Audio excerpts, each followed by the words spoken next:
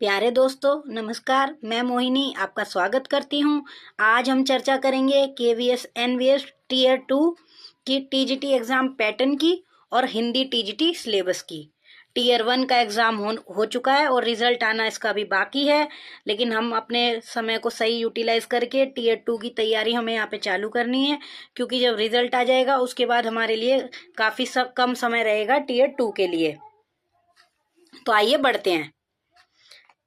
ये हम देखेंगे ऑब्जेक्टिव है, 60 क्वेश्चन आएंगे ऑब्जेक्टिव में। 1 मार्क्स का रहेगा 1 क्वेश्चन, तो इसके हो गए 60।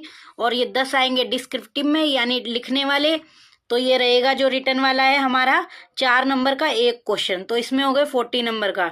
टोटल हो जाएंगे 100 मार्क्स के और टोटल क्वेश्चन हो जाएंगे हमारे यहाँ पर 70। ठीक है, और इसमें ध्यान रहे 1/4 की हमारी यहाँ पर रहेगी नेगेटिव मार्किंग, या फिर कह सकते हैं 0.25 की। ठीक है, और टाइमिंग रहेगा इसमें 2.5 घंटा। हालांकि ये कम है लिखने वाले के लिए काफ़ी, क्योंकि इन्होंने रिटर्न का भी यहाँ पर ऐड कर दिया है, लेकिन हमें अपनी प्रैक्टिस बढ़ानी होगी लिखने की, ताकि हम इस एग्ज़ाम को 2.5 घंटे में ही सॉल्व कर सके, बल्कि हमें और कम ही समय लगना चाहिए। आइए बढ़ते हैं आगे।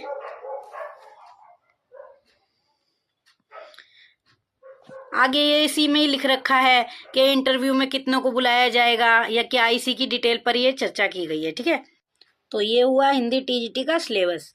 इसमें लिखा है स्नातक स्तर पर पढ़े पाठ्यक्रम की अवधारणाओं अनुप्रयोगों की गहन समझ का आकलन किया जाएगा।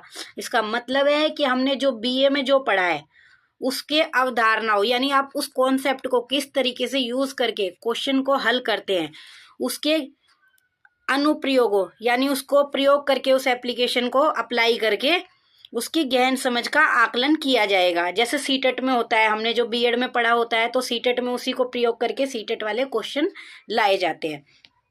गद्य खंड में है हिंदी साहित्य का इतिहास, हिंदी साहित्य उद्भव और विकास, गद्य साहित्य की विधाएं, कहानी, उपन्यास, नाटक, एकांकी, निबंध, रेखाचित्र, संस्मरण, जीवनी, आत्मकथा, काव्यखंड यानी कविता वाले पार्ट में है, आदिकालीन कविता, भक्ति काल में है, सगुण, निर्गुण, सूफी काव्य, फिर है रीतिकालीन कविता। आगे बढ़ते हैं।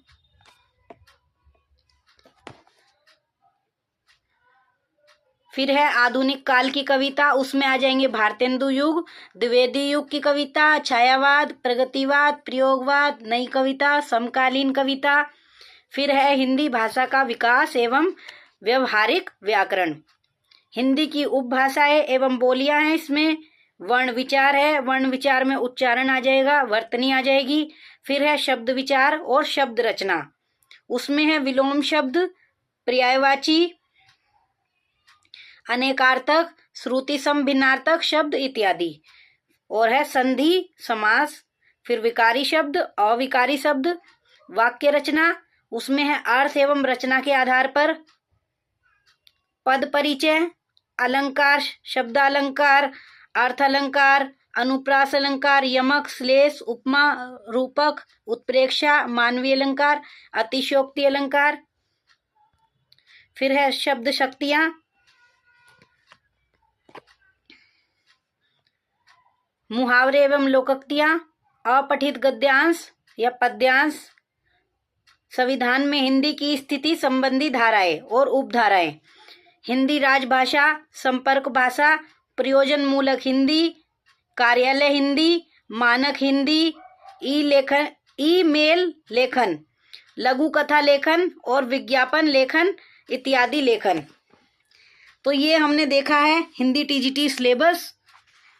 ये सिलेबस हमें कंप्लीट करना है, तो आने वाली अपनी इस वीडियो में हम इस सिलेबस को ध्यान रखते हुए, पूरा कवर करते हुए इस पर वीडियो लाएंगे।